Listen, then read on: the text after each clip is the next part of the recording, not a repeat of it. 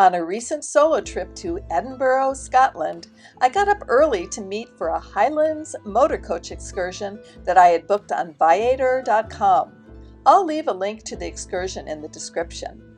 About 40 travelers met at 7:15 a.m. in the pouring rain at a location on the Royal Mile, which is the main thoroughfare in the old town of Edinburgh. The guide and bus driver were one and the same. The bus seats were quite tight and a little uncomfortable for such a long tour. However, the guide was great. We drove for about 90 minutes, then stopped at the charming town of Pitlochry. We were given about 30 minutes to grab food, wander into shops, and find a restroom. Then it was back on the bus for a 2-hour drive through beautiful country with rolling hills, rivers, and lochs.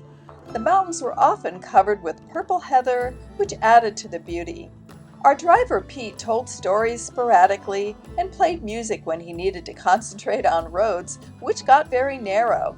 His playlist was fabulous and generally reflected the area we were traveling through. We finally arrived in Fort Augustus, which is another charming town at the edge of Loch Ness. Of course, this was the major destination of our trip. We had to pay extra for a boat trip, and most of us did. The boat took us on a loop around Loch Ness, which is a very deep lake. It was a fun cruise, but frankly, it isn't the most scenic lake you will ever see. I think it's the legend of the Loch Ness monster that draws people there, more than its scenery. Here are a few views from the boat.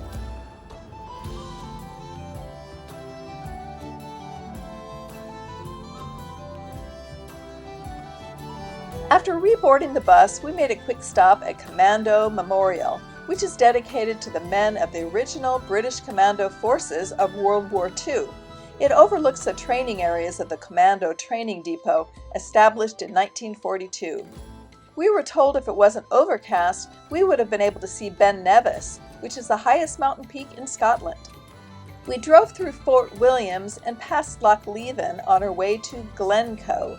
It was raining quite heavily at this point, but we stopped for 10 minutes at the side of the road to get pictures. This area was stunning, and I was so sorry we had only one short stop in this area. I was especially sorry when we took an hour to stop at a restaurant called Moor 84.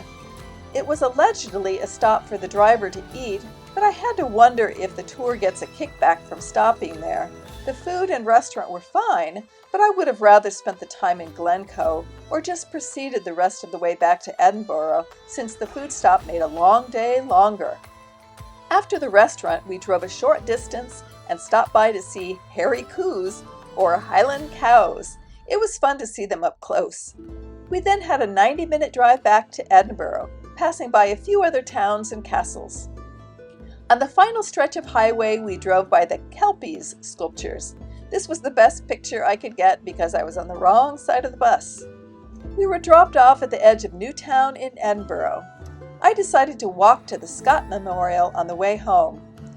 It was a nice perspective of the upper city at dusk when the buildings were beginning to light up. The excursion was closer to 14 hours than the advertised 12. A great tour, but I think most of us would have preferred to eliminate the final restaurant stop and get back sooner.